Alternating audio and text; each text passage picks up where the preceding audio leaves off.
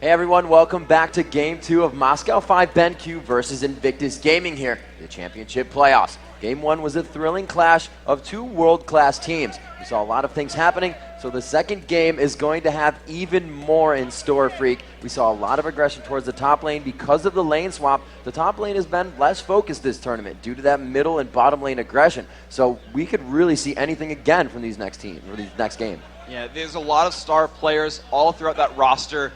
MVP, I gotta give it to Alex East. This first game, I think he played out of his mind and really kept his team in it.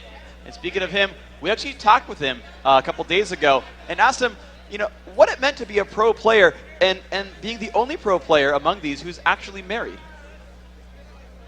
My name is Alexey Chitovkin. Summoner name is Alex Ich. I'm AP mid player. I'm 20. I'm married. I think I'm the only League of Legends married player.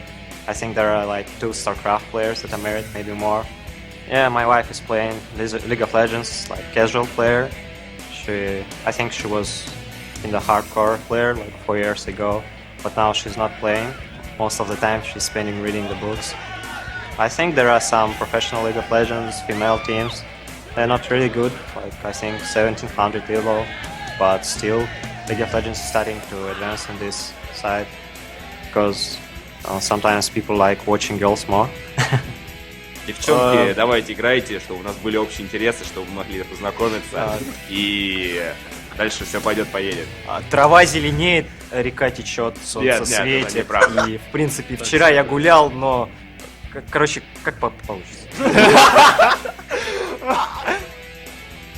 My wife is very supportive, but sometimes she's telling like I'm paying not that much attention that I should.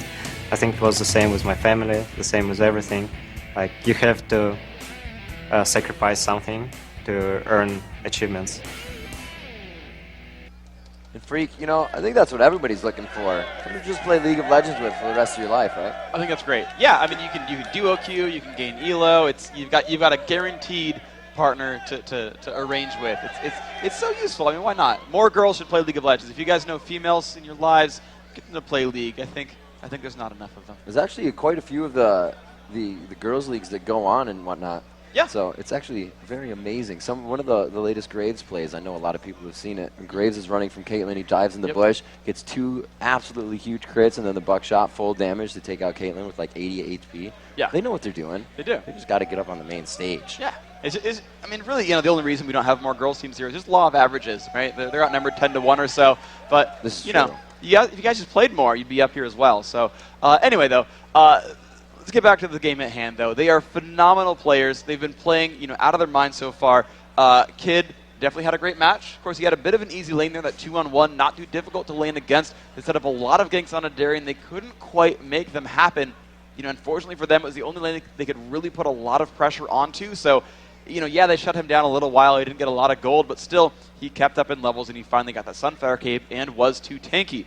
Meanwhile, you saw a lot more shutdown action coming in from Moscow 5, where they're actually able to kill off the carries much more often, and that really did snowball them ahead quite a bit, where, the carries got underfarmed. Tanks, if they die, it's not that big of a deal. You still have to work through the rest of that lineup, but if you kill off Genja early on or Kid early on, which we saw in a couple of those fights, it really turned those battles around. I think that this coming game is going to be really a fight of who's going to deal the most damage, and are they going to remove those threats early on.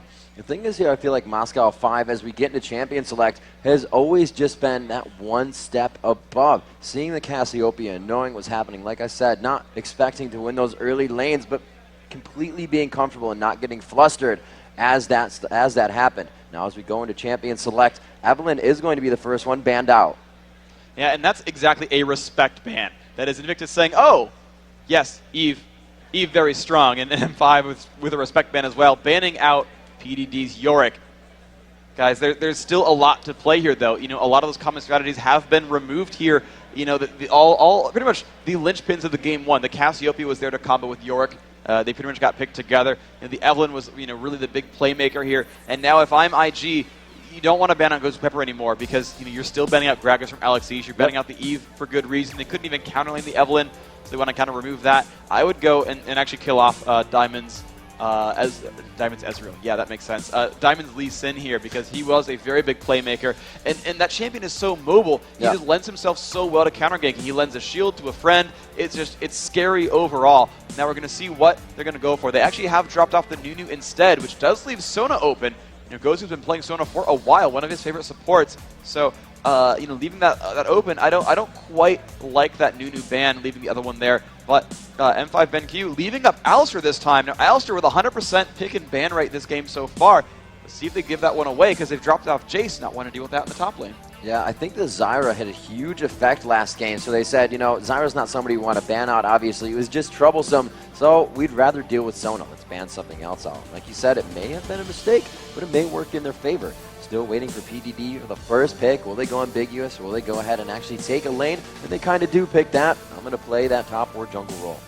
And this could be interesting because I actually like this pick right here from IG by grabbing Shen right away, because Alistar doesn't really play to either of the support or jungler's strengths. He might actually go unpicked entirely by M5 by reading Diamond as an aggressive jungler. I don't think he's even taken the time to learn a lot of those champions. And instead, the same way here for Ghost of Pepper, where he just loves that Sona, and it allowed them to actually third pick Alistar here. I mean, they got exactly the champions they wanted because they know how M5 likes to pick. They're like, okay, we'll grab Shen because we know Darian can play it, but we know we can leave Alistar in because it's not a big deal. And honestly, Genji doesn't care that much about Ezreal, so IG just played the beginning of this champion select absolutely perfectly. Now, apparently they didn't want to ban out Lee Sin. They're comfortable with that still being in the lineup.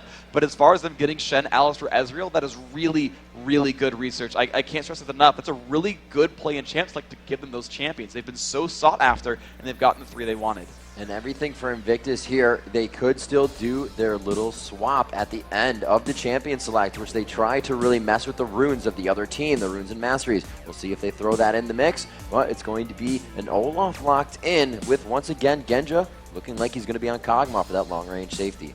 So here I would like to see, honestly, Leona come back out here for Invictus, because with Sona Kog together, you can't play a poke war, and Ezreal, if you play poke war Ezreal, you're not going to come out ahead very well here, and Nunu kind of the same way. You can't force that many fights, Nunu's being banned anyway, so it doesn't matter, but Ezreal plus a non-hyper aggressive support won't do much, and Kog will scale out this game for free. What they need to do is get in, if they want a 2v2, of course they could lane swap again, send Shen up there and whatever, and have Alistar zone out in a 1 versus 2, and actually, yeah, it looks like that's going to be the case here. So, Ezreal, Alistar here together, in a 2v2, that actually will work out pretty safely. It looks like they're going to run a double AP lineup, which puts Shen in the jungle. And that's going to be really good. I think they have the ability to jump in onto Kog'Maw, put a lot of damage out there, and force that battle, make it really, really scary. And that could be very, very, very strong for them overall. I don't think they're going to play the sort of sit back and poke, because it's going to go to Kog'Maw's favor. He's going to scale much harder than Ezreal will. And now it's going to be the lock-in here onto Zilean. So AP mid Zilean means you've got a very, very scary lineup here on M5.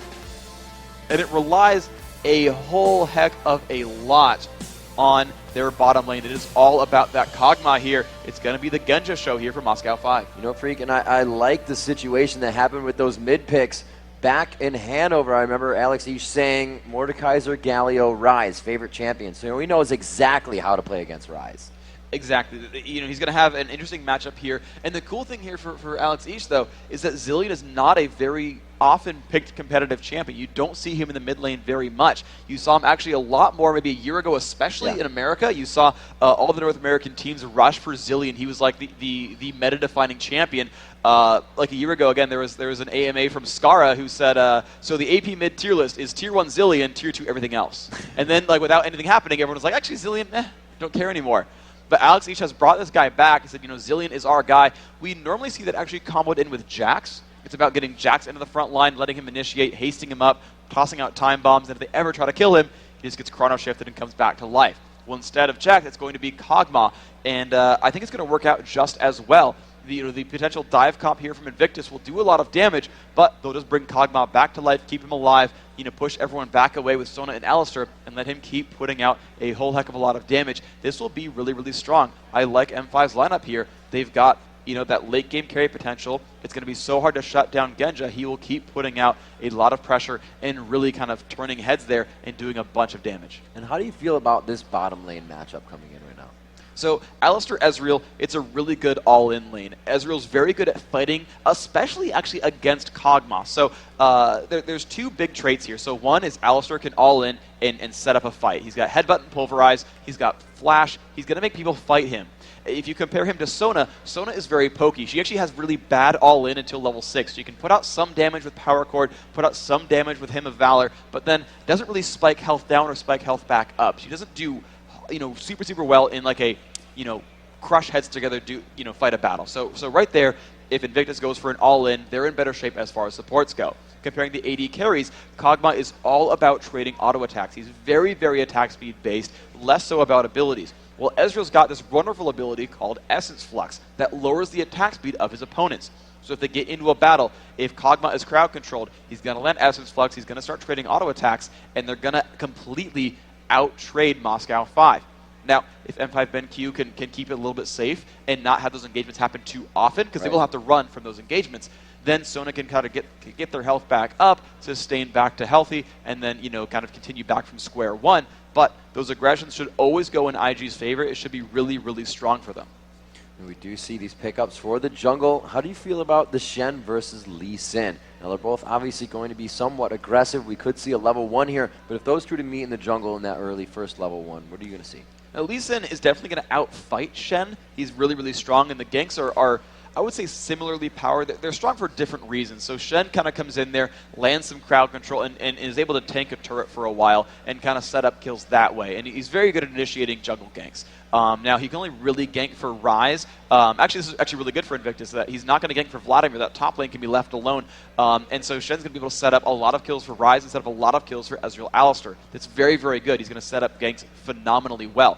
On the other side, though, they've got Lee Sin, who will outfight Shen in a one-on-one, is highly mobile, is an amazing counter ganker because he's got that safeguard shield to keep his teammate alive and then start belting out crowd control himself. And he's got a lot of damage, so when he supports into a gank, he can rely on teammates for crowd control and just supply the damage himself. That's going to be really, really powerful. When you look at the lanes he can gank for, he can gank for Olaf, who can keep landing Undertow. He can gank for Zilean, who's got that time warp slow. He can try to gank for Kog'Maw Sona, which is not the best, but Sona's going to be packing a slow. Kog'Maw's got a slow. It's not too bad. Any of these lanes are actually open here for Diamond. It's not quite as easy for him, but it's still available here. So, Invictus Gaming not grabbing Yorick, even though it wasn't banned out. PDD chooses a different. Ladies and gentlemen, we're about to go into this match. Are you ready for game 2? All right, the players are loading in, and they want to hear you through their soundproof headphones. Ladies and gentlemen, if you would like to see Invictus Gaming keep themselves in the championship playoffs and bring a game 2 into a victory, let me hear you for Invictus Gaming.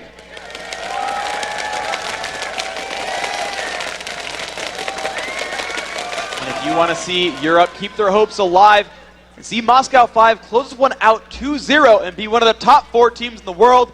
Let me hear you for M5 BenQ.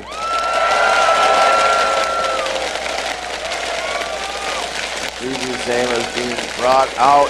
The teams ready to play as they load into the game. And we are in. Moscow 5 BenQ, now your red team. They did start off on that blue. And we did see that Invictus Gaming threw the switch of the lanes up last time as they now start on Blue Freak. Yep. See what they have to do. It does not look like they're going to invade too much, but they will put some bottom pressure there to make sure it's defended. Okay, so let's see there.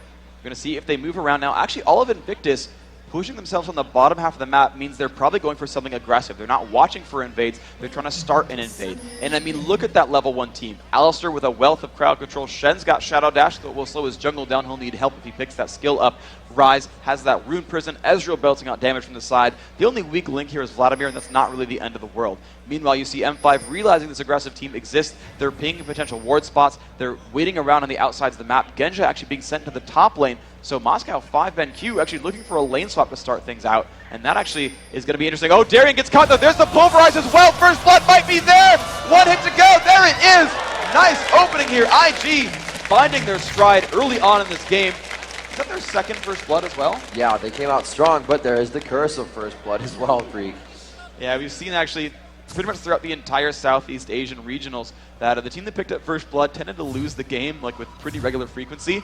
Invictus did break that curse though because they got it up against CLG NA. So They still got the chance here, but you know, it's a 400 gold lead, and it gives Rise a lot of extra power here. Him getting that 400 gold means he can immediately buy a Sapphire Crystal if he wants in lane, and that is a big power jump. IG says we're going to swap it up again, but Moscow 5 BenQ reads it like a book. They do get poked out here, the undertow, and I don't think it actually gave them vision of that. It's on the other side of the bush there, so it was denied, and a lot pulling up for Diamondprox here so he can get that red buff. Alexish throwing a bomb on him and running off. Very tricky. He doesn't have to stay there for it. It looks like they're saying, should we take the Darien blue buff? again. Darien taking a bit of pressure, but looks like he's going to be safe. But that was risky, though. Darien's like really trying to spot this out. He doesn't have any ward coverage, though. He shouldn't really be sticking around like this. Yeah, this is quite scary. I don't think anybody around him still has anything that's going to keep him in the fight. He is kind of on Illusion's back, but it's the undertow. He's already out of mana. This could make it quite difficult for him in the early part of the lane, as Vlad not exactly relying on mana. We are seeing Gosu go in here for the red buff, quickly pulling that off for Diamond so he doesn't take too much damage. Could see something fast here. Very nice counter here on the red. This is really scary, though. I mean, Gosu Pepper making a lot of effort, though, and looks like they're actually going to collapse down onto this Alistar right there. Shosho sees them, but looks like he's going to back off. This is going to turn into a 4 versus 2. Now are they caught in the wrong position? He is slowed by that Void Ooze. Looks like they could have the damage to take down Xiao Xiao, and they will. Sona gets the kill as Gosu throws out a basic attack. Bit of trade damage coming in from Kid, but he really shouldn't stay around too much there. Gets counterattacked a bit, and that is just kind of unfortunate. Alistar walked down and was like, oh, I see you, and then managed to take all of the abilities onto his face. Nice job being put out there. Ghost Pepper even putting out the Ignite to help that kill happen, and that was really, really good overall. And a nice sort of orchestrated jungle invade. They realized their blue was stolen. Ghost Pepper actually a lot of damage being dealt to him. Kid taking a lot of counterattack, though. He's getting so aggressive, and the problem is Pepper has, actually I guess he's out of mana, so he will recall back. But, you know, Kid didn't accomplish too much except for losing some health potions by doing all that aggression. I don't know if that push really mattered all that much. And this is going to be really great for Genja up top. Kid now with that Ignite down, he still has Flash and Arcane Shift, where he's going to be very slippery in engagements until they can really lock him down with Crescendo at level 6. We can see that mid lane going in strong. The flashes are forced on Zatai. Moscow 5 BenQ continues the aggression. With a couple of moves there on the Darien. This bottom lane matchup actually should go, I think, in a Darien's favor. That right now he's not getting camped by Shen, although he doesn't have any ward coverage. He doesn't actually know if he's going to get ganked by Illusion. This is actually pretty powerful, though. The thing is, it's difficult for a player to gank for Vladimir. He doesn't bring any crowd control, and this early on doesn't bring much damage either. So even though Darien's in an unsafe place with no vision coverage at all, he's really not killable, and Darien should be able to pretty much free farm here. Even though the lane is not the easiest to win, he'll just farm and scale throughout this game, and that's pretty much fine too. You're still going to see a lot of the pressure be in this top and mid lane here with that lane swap happening. See a bit of aggression up top. Diamondprox trying to walk through the bushes here and getting that forward push. He does have the double buff on. Now just kind of backing to see if anything helps. Going to help him to just dip back, grab some items. He has 775 gold on him. Looks like he tries to starting his Madrids. Bottom lane, Olaf versus, or TDD rather, versus Darien. That lane is 26-19, so Darien is having a little bit of trouble with that low mana still in lane. And he's ultimately, getting pushed to his turret, which is a big difficulty there. Vladimir, not having to rely on mana, will able to continually push minions down. And again, he knows that he's actually really safe in a gank attempt as well. Just there's a lot of ward coverage already down for Invictus, allowing him to push safely.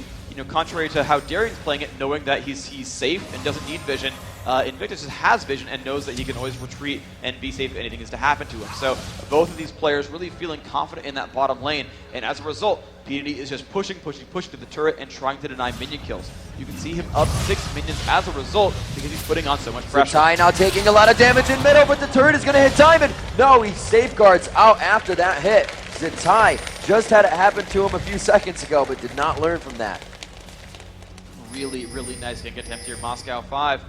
Again, in the driving seat here, IG looking for a flank. They go up to the top lane. Gosu Pepper is getting flashed out. Nice job on Genja. They put him outside of the range of Gosu as he's forced to come into the fight himself. The damage is being dealt back and forth now as Kid starts to take a few. And very aggressive here from Moscow 5 BenQ in the top in the 3v2. Alexish had made his way up to the top lane as well in order to defend that. But there was no fight to continue. He just simply went back down to that mid lane and decided to square off against his lane opponent once more there as Rise. So this opening here, Still very, very close, neck and neck overall. Invictus' choice to go for that 2v2 at the top lane, I think it's fine overall. There's the aggression again coming in from Shosho. Looks like Gosu could be taking most of it here. They're kind of out of mana, but they're still going in for the fight. The Ignite once again down. That one is Ezreal's. Kid just got his Ignite back, and he goes for the aggressive Summoner once again, thinking they could capitalize on the kill. Their lane is getting much, much more dangerous as they come into these fights. He still has Flash up, but Xiao does not have an escape right now. So he has to be careful what situation they're really putting themselves into, because it could just become a bait for a double kill. Well, they've got to worry about this a little bit. Diamond is moving his way over, and that's going to make things... Yeah, he's just kind of waiting around in the wings, knowing that there's ward coverage at the Tribe Rush, so he can't go in any farther and get spotted. Diamond just ever vigilant for that counter gank. He will eventually realize that actually that top lane was looking to recall, but ended up not. They've had sat in the brush for a short time. There we go, one more lane shove, and they will recall back here.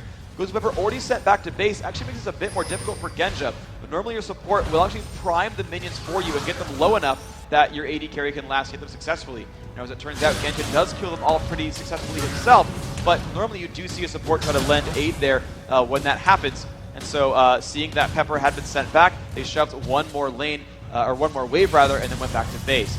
Now both these top lanes have gone back to buy new items. Alex Ish with free reign on this Golem buff is going to be walking in a lane with pretty much infinite mana here, and you will see him shove a lot as well and turn those into pushes on the side lanes. Here's the timer onto the blue buff once again. Xiao there though, the entire team, they had the timer on it since they know it was stolen as they came up from top lane. And they look like they are going to get this one. Pressure from Diamond going in, knowing Xiao does not have the escape. Illusion comes in, taking quite a bit of damage. The second bomb is on. Diamondprox safeguarding, kicking him back as well to solidify the kill. Now leaving Kid to dive under the turret. Diamond getting quite aggressive here. Two Chaparral hits. He goes down to the turret, but he's popped back up by Chrono Shift. Gosu just getting out with a sliver of health. Kid could go down to the bomb. He lives as well. It's now onto Diamond as the Chrono Shift wasn't enough to keep him alive. It's going to be a 2-0. And at the same time, though, that was Vladimir getting, I believe, a solo kill off on Darian. He died under his turret. So that engagement overall, 1-for-1. A nice attempt by M5 to dive that turret because, you know, that Chrono Shift was available. They thought they could just put the pressure on. But the difficulty there was actually Alex in bad shape here. So much pressure from Zatai. He's going to trade that one back. Ignite will pick up that kill. Zatai with a happy Golem buff here, almost dropping to that time bomb himself. But Magic with his glyphs, keeping himself alive. That is scary. Normally you don't want to all in like that against Zilean, but he knew that cooldown was down. So what went to be continued pressure kind of gave the blue buff over to Zatai. Now a blue buff to be had that was not stolen. The timer's going to be off on that, so I don't think Diamondprox is going to put too much more focus on it. They tried to control them as the game went on. 4-3 now at 9.5 minutes in the game. Pretty much even gold. Only 800 gold separates these teams right now. The turret has been destroyed, so that's going to give them a little bit of a boost. With really no vision on the map, they see Xiao mid, and they see Ezreal top, so this says they could feel safe enough to do a dragon. Lee Sin has finished the Modric sweep, so they should be able to cut this down quite quick. This is really M5 with the same strategy as the first game, where they just spend a little bit of extra gold on ward coverage to ensure that no one sees them go for dragon, and they over and over and over again just simply make their way down there. Honestly, if I'm Shen here, if I knew about this, you would just kind of walk over and look for a Smite Sleepiness to try it. There was not a lot of crowd control down there to deal with him. He would have been safe to make that move, but just the fact that they didn't even try proves Invictus did not have vision on that side of the map. M5 doing a really, really good job of controlling that objective. Completely blind to Invictus. I don't expect them to have a timer on it right now. They just actually now pinged, oh guys, I think Dragon might be dead. Yeah, so they have a rough timer, but that's it. It's going to be coming up at 15:50 once again. So Moscow 5 BenQ losing that blue said, we need a timer on another objective. Let's grab Dragon. So 10 minutes and 30 seconds in, that timer is there as BDD now finding himself in trouble. He is going to get Shen in this fight. The 2v1, Darian is quite hurt here, and it looks like the kickback will knock them both up, mitigating a little bit of damage. The troll pool goes down. Can he get a final attack? No, they've lost Darian in the fight. Diamondprox! Oh, going in for the kill, almost getting the kill. Very nice job there, and actually beautiful timing by PDD to understand he was coming back in for the resonating strike. That was a nice counter gank there, and that is really the strength of having Shen on your team, is he gets free counter ganks that stand united, really proving itself well. And M5 didn't feel too bad about it the first time. They actually kind of outplayed Illusion's Shen in game one. This one is looking much more brutal, And this time, Alex Ish, he's not an Evelyn. He's not on a snowball, get a quadra kill in a team fight type champion.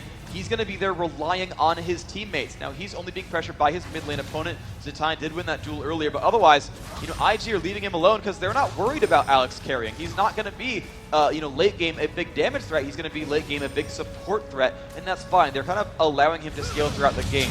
Instead, M5, the only threats there are Genja and Darien, and so Invictus will over and over again spend the effort to try to knock those two down on the map.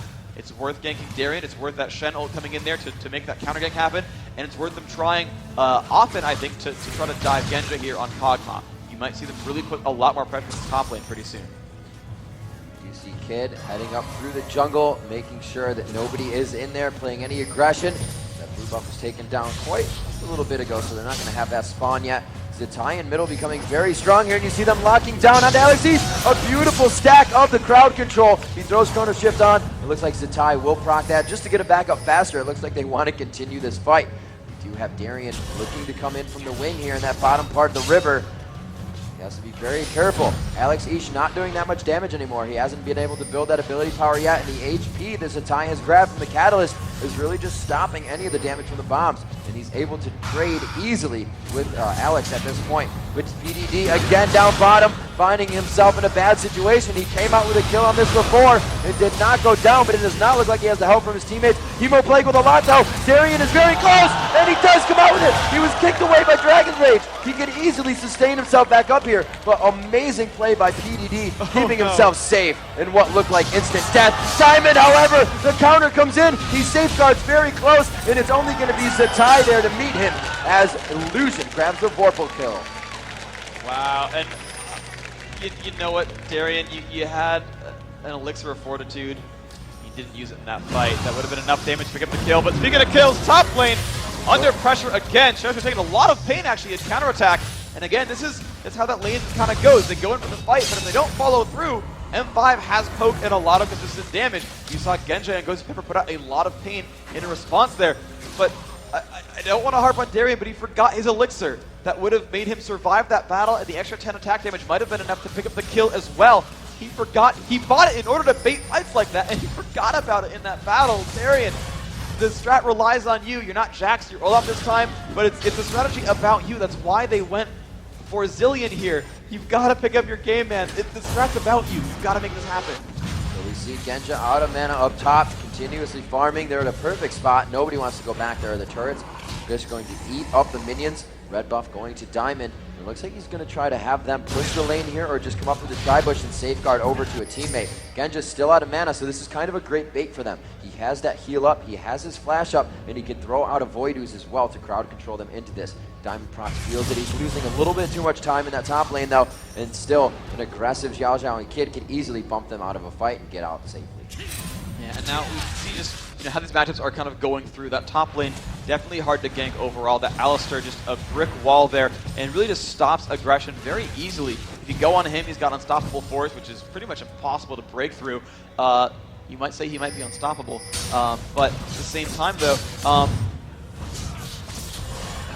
never mind, anyway, sorry. But that top lane, it's just so hard for M5 to really break through there. They don't have an easy time of ganking Kid. Kid's going to have a nice, easy lane this whole way through, keeping up his minions 116 to 113 against Genja's Kog'Maw. It's very different from last time where Genja was the guy who was rich the entire way through. He had a bunch of kills, he had a lot of minion kills, and he was just, happy to go through it. That's not really the case here. He's, just going to be scaling moderately through this game, and Zitai actually putting some pressure again on this top lane. You see him just down bottom. They time those wards. The crescendo goes up, but the Alistar ulti will be holding that turret damage. A beautifully well orchestrated power dive. And that is what happens when you've got Shen and Alistar on the team. They can safely ignore turret pressure pretty well and just dive in, flash, headbutt, pulverize, just, not even flash in this case, but just headbutt, pulverize, and enable kills over and over.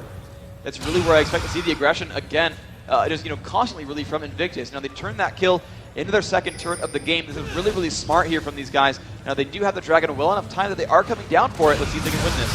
Oh, coming around the outside, they catch PDD, but this has not worked for him for the last 2 times. They look like they have just enough damage here. The Ignite will tick, and they finally shut him down. Darian getting some much-needed gold in a lane that has not gone his way. Diamond not able to get back into the fight. Mana very low right now for Moscow 5. Alex East finds his ultimate down as he is just surrounded by members splashing over the wall. They get the sound on Diamond. Will they come up with a kill? They get the bomb down on Illusion, and it's now the counter. Here comes Genja from the side. The damage onto Illusion takes him down, and the 4v3 is pushing IG out of a fight that was theirs. Darian from the side, gonna find Zatai. He gets the damage. Will they get Xiao? Xiao now with the bomb on him will not make it out alive. The double kill execution, and now what would be their dragon a few minutes ago. Moscow 5 secures this one to be uncontested. That was perfect team fighting from M5. Diamond especially baited out so much damage onto himself, safeguarded back, and after that safeguard actually landed Sonic Wave and was like, yeah, sure, I'll dive in on you, and knew that the damage was not there to shut him down, just playing so aggressively and getting rewarded for it every time. And Darian finally finding himself some gold. Picked up 3 kills in that fight. He was 0-4. Now look how rich he is. He's got 2,400 gold in the bank thanks to that team fight. Expect some big items coming out from him. We do see as we take a look at those items 17 minutes into the game. It's like we have the Aegis in the jungle. That double AP is going to be sustaining off the Will of the Ancients that PDD picked up. We saw that being in his favor these last few fights. Continuously jumped on by Darian and Diamondprox, but they can't do enough damage as his sustain and spell vamp is just way too much. The BF sword coming out on Ezreal. Looks like he's going for that Bloodthirster in the early phase for a little bit of damage as well as lane health as well as lane harass. So these guys are kind of piecing together the builds right now. We see that Alex East has finished the Rod of Ages to give himself a little bit of tankiness as well as damage. Not too many items. That Athene's is going to be on Zilean, who's looking for a lot of sustain there, and Olaf is going to be trying to force fights with Diamondprox. That Frozen Mallet is really going to help them to stick to people during these engagements. So now we're going to see what these lane setups are going to be here, because there's now a really good front line. PDD getting cut out. Can they get the damage here? They see Shen coming in, and they kind of turn and haul backwards on that one. It's going to be 9-7. Right now, Invictus Gaming is doing great because they're able to get to these fights so fast as they come in. Gosu Pepper is going down. No, he's going to be helping as they go for PDD. Alex East will focus him first. The troll pool is off, and this is the time to dive of Vladimir, but it's on to Alex East. He's going to happily sit in the Chrono Trigger there, continue his blue buff, and not get taken down by True Shot Barrage. Illusion going for the taunt. Zatai, however, not there quick enough. They are in pursuit. Xiao Xiao looking for the headbutt. Who is he going to push backwards here? Good damage coming out. Gosu Pepper finds himself down. There's no turret for these guys. It's an all-out chase. Invictus Gaming on the heels right now of Moscow 5. Alex speeding himself up as it looks like the rest of the teammates able to make it out safe. Coming into 20 minutes into the game, these teams look to start dictating where the fights happen.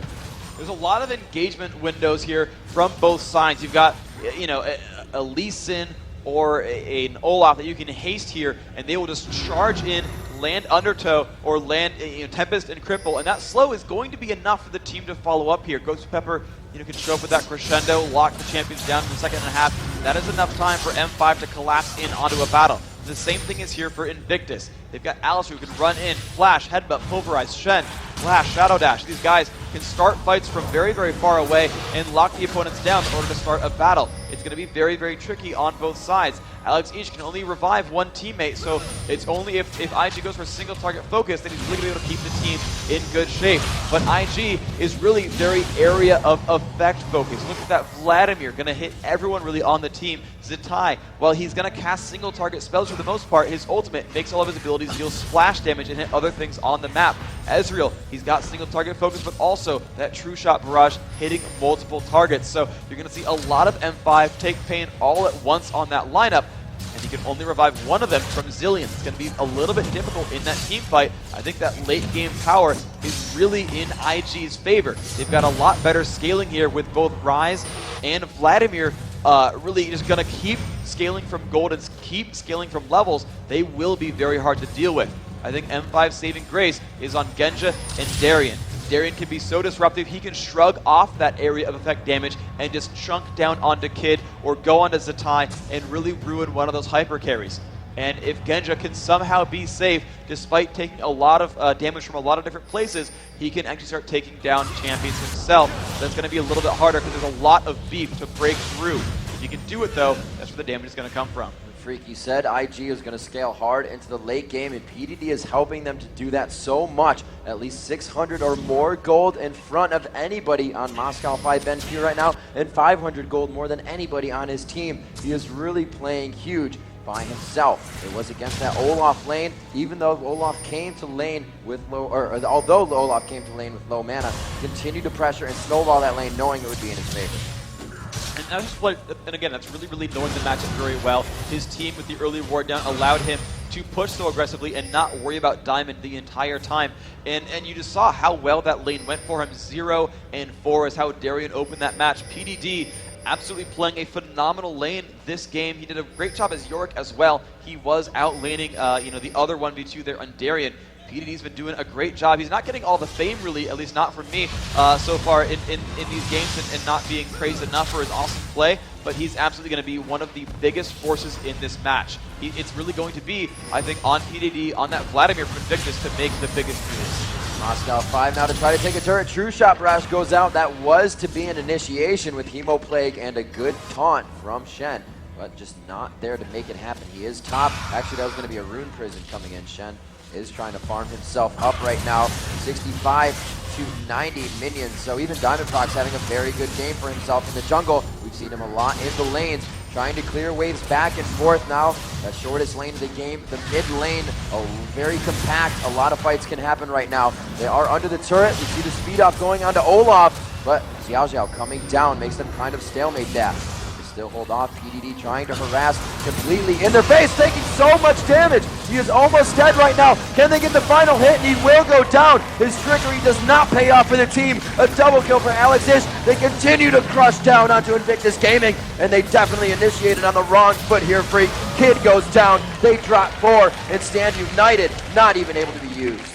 That was so unfortunate. PDD took a boatload of harass before the fight even started.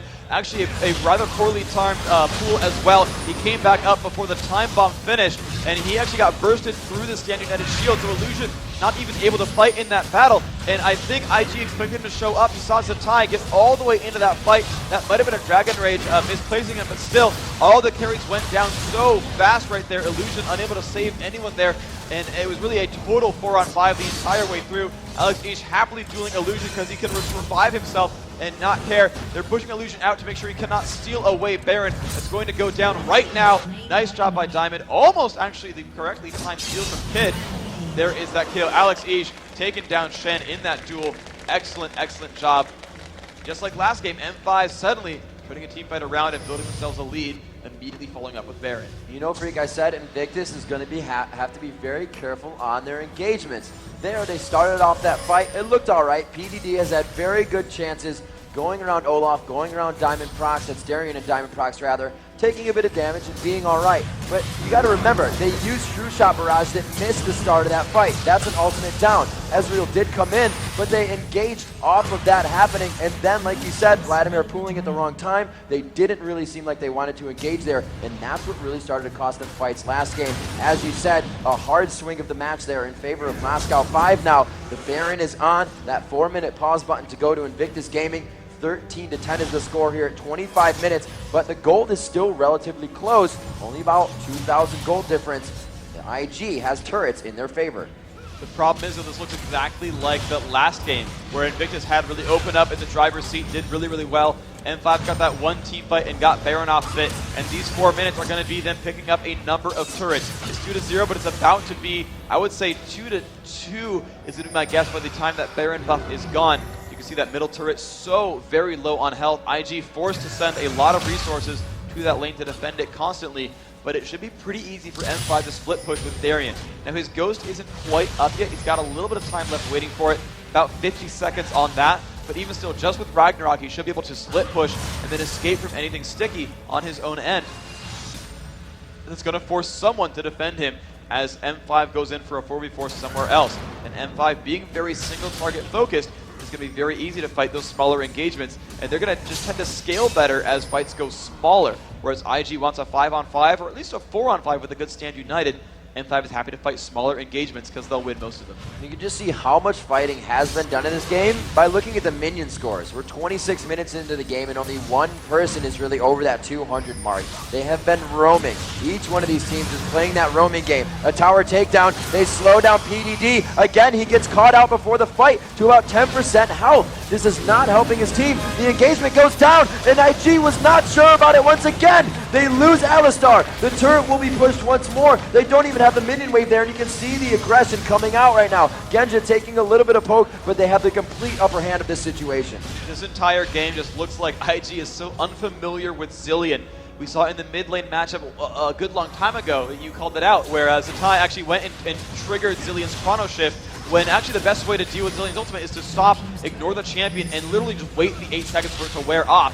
Instead, triggered it and let Alex come back with high health. You've seen PDD twice now take 1,000,000 damage, just getting poked out by those time bombs. I don't know if he's not realizing the base damage on the ability, or he doesn't know the range, but he's constantly taking damage from these sources and really is unable to fight giant battles. And it's now the second time that Illusion has tried to stand united and not gotten to teleport in because the burst is so high from M5. This is so scary. They don't even have stand united. Ryze using his ultimate. They don't have Hemo Plague either. A lot of aerial effect is lost out for Invictus Gaming here. And again, they continuously get dropped out. This fight just happened and it did not go in their favor. Zatai finding himself being taken down as well. Moscow 5 pushing through so hard, coming up with more kills. They just separated this game by 6 kills and 4,000 gold now. There we go, with 2 turrets in their credit, finally pushing down the rest of that mid lane. They're going to regroup here. Looks like a lot of farm is there at the top half of the map. He's going to speed up Genja and allow him to get that, and that's really going to be the big strength here for Moscow 5, is that Darien is now to the point where he is tanky enough. He can rely on just base damages, that max rank Reckless Swing, max rank Undertow, a lot of damage as well. He is pretty much safe just to run through and just chunk people down and just be tanky for the rest of this game. It's not a big deal. Darien doesn't even need gold. He just needs, one more level to hit 18 and that's it. But Genja will keep scaling. He's got that Phantom Dancer. He's going to go for the Infinity Edge next. Last Whisper soon. Guardian Angel has always been his 3rd item pretty much every single time. He's got 2,700 gold right now, which means he's actually close to Infinity Edge himself. And that's going to be just a super, super scary Kog'Maw. And again, with Darien being this tanky, with Diamond and Alex and Ghost Pepper all there to support, not even Genja will go down either. M5 has a really good team fight chance ahead of them. So it looks like Alex Ish has surpassed PDD in gold. 500 gold there. He is the first one to reach 10,000 gold in the game. And we can see, we said it before, the switch in that mid-game where Moscow 5 figures out where IG is. They start to dictate the fights and they really pull Invictus Gaming off guard, making them very unsure about the fights. 17-11, as I said, the score just now. Freak mentioning they took down those middle 2 turrets. Now this leaves top lane and bottom lane, which is perfect for after that Baron take. They can start to push up top. They can get a split push going on and do bottom. They have a lot of utility on this team to get speed around the map. And once they get down to those inhibitor turrets, it's going to be hard to stop a Diamond Prox and a Darien from pushing a lane by themselves. And that's really going to be the difficulty here, is that M5, they have so much power there, they can just force any fight they want. The Stand United coming down, and he might have baited himself into a kill as well. Illusion finds himself going down, trying to save out PDD. They find Xiao Xiao. They do have a turret here, so it's semi-safe, but they walk away from it. The Crescendo clears both of the players. Double kill coming up for Genja. They also find Kid. And they are looking now for Xiao Xiao. He is just under the turret, trying to do what he can, going down valiantly. And another ace for Moscow 5 BenQ. It looks like they do say GG on Invictus' side. Have to see if that is what they say for the surrender. Moscow 5 pushing down this bottom lane. The surrender vote comes out to 4-0. Moscow 5 taking their semifinal match. Moscow 5 beating Invictus Gaming.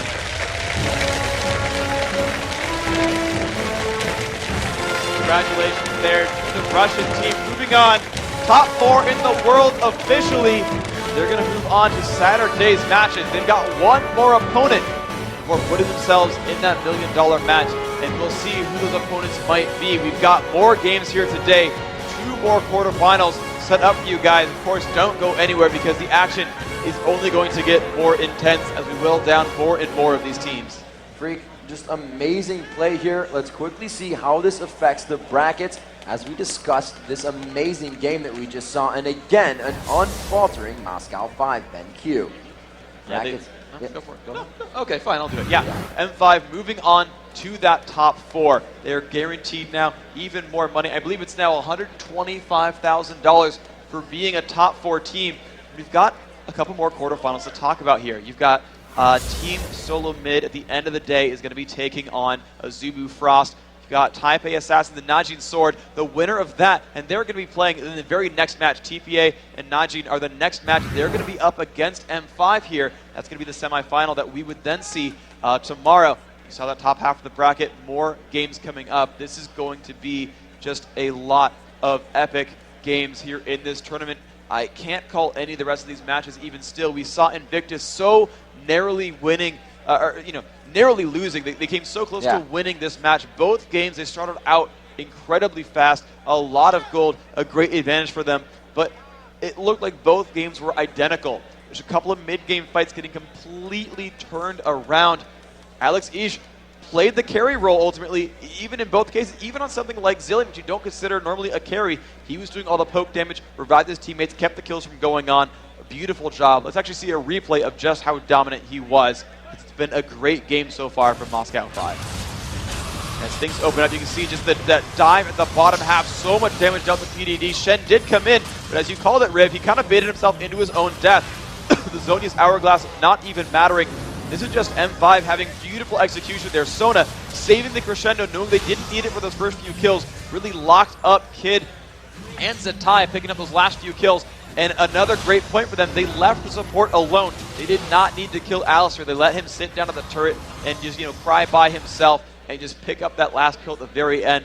M5, that teamfight execution is just so strong from them. They are amazing. Freak, it was an amazing matchup by Moscow 5, and not just because of their roam. It was the timing of their roam. Every time they met a turret, there was a full minion wave there. And I mentioned this in the middle when they took out that first middle turret of the game, is that does not give the 15, 20 seconds for the team to get to that position. They don't have their wave clearing champions there. And they did that perfectly every time. And being able to roam like that gives you an advantage every few minutes in the game. They were able to take a ton of dragons. Diamondprox was coming out huge on those throughout the entire 2 games for them, and they just controlled the game in their way. The fight started getting dictated by both teams. Actually, towards that 20-minute mark in the game, we saw such low minion scores through both teams because it was just all out punching each other in the face. But Moscow 5, obviously, with the better blows, they were able to take down Invictus Gaming. We're going to head over to Rachel on the stage. We're going to get an interview with the winners. Thank you so much, Rivington. That was an incredible match. How does it feel to kick their butts?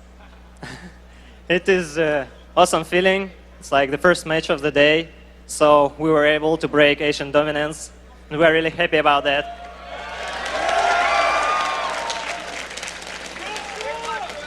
So you guys made some interesting choices in champion picks. What was the strategy behind that? Was that tailored specifically to Invictus Gaming, or is that just something you've been working on? We just pick broken heroes. What excited you the most about playing against Invictus Gaming?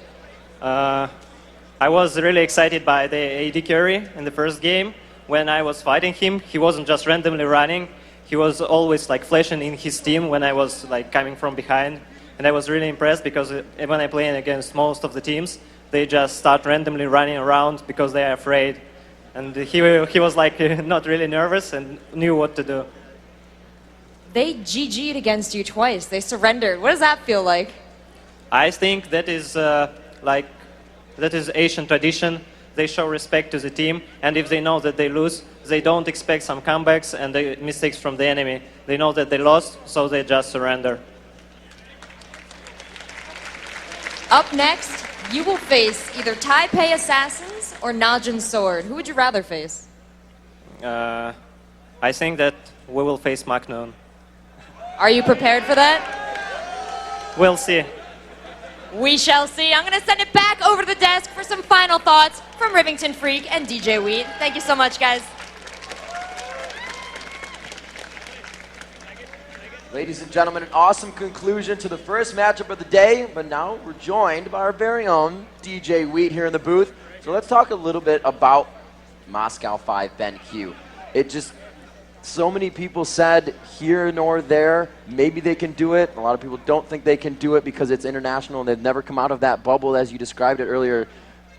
But yeah, they showed it. Yeah, I mean, historically, think about it. I mean, in the history of esports, like how many times we had a team who's been really dominant in their region, and then they've just come on a grand global stage and continued their dominance. I mean, it's hard to just say on paper, we've seen this team do great, right. We know they can do well, but when you've got these Korean, these Chinese teams, like, it's really quite mind-blowing to see them perform that well, and they're kind of just taking their legacy that they've shown in their region online, and they're just looks like they want to take it all the way home for the World Championship. Yeah, and it looks scary for them too. You saw both those games open up with Invictus making all the right moves, and it's like, okay, M5 BenQ coming in as a favorite. Okay, Invictus second place in the group. Okay, they're still good. It's like, dude, they're losing. Like M5 is like losing straight up, and IG has better late game in this. Oh, mid game team fight, right? Like they just kind of buckled down in those games and was like, guys, come on. We're M5 BenQ. Of course we're going to win. And they really just kind of laid it down. Like, once it hit like 20 minutes, you just like saw a completely different team, and they like started wiping the floor with their opponents. I mean, the team fight's obviously really, really big in both of those games. You both mentioned that there were some close, could have gone either way situations. Oh, so, let me ask you guys this. What do you feel M5 has that some of the other foreign teams don't currently have that are able to make them look dominant versus these foreign teams? It's just like it's just a mix of, I think, a lot of individual talent, and a lot of these teams, of course, have this, but I think they've been together for the longest, ultimately. Invictus just got 3 new members of their roster very, very recently. Maknoon just built his team together, Najin Sword. I think Taipei Assassins actually is like the one foreign team here that's actually had a stable roster for a long time. So, honestly, if we go by that call, and I mean, that's what we saw, right? Like, we saw the mid-game fights turn around based on Moscow 5's team fighting. That's really what it was, is their ability to team fight and play as a group. I only see a couple more teams here who have that same level of cohesion. It's Counterlogic Gaming Europe, who's been together for a year, and they beat them at DreamHack. We see Najin Sword actually completely being built together in about 4 months. Taipei Assassins, finally, that's another team that's finally been together for a long time. Those are their biggest competitors on a team fight front. Rutan, in regards to Moscow 5 and IG, Moscow 5 again being the quote unquote, let's just use the term, unproven on a global stage. Right. Do you think after a win like that gives you the motivation to just kind of take it? Maybe you are unsure about how you're going to be able to perform, but then boom, you come out.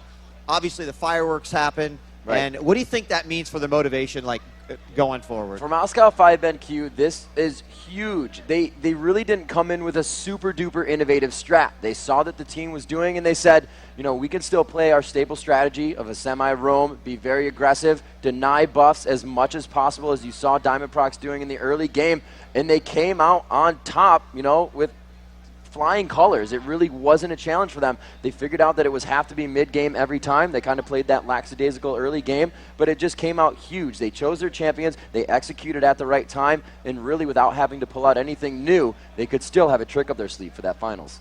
Well, both teams did absolutely phenomenal, and congratulations to M5. BenQ for moving on. Yeah, they played really awesome. So now coming up next, guys, the Taipei Assassins face off in a best-of-3 all-or-nothing showdown with Najin Sword. We'll be back in a minute. Don't go anywhere.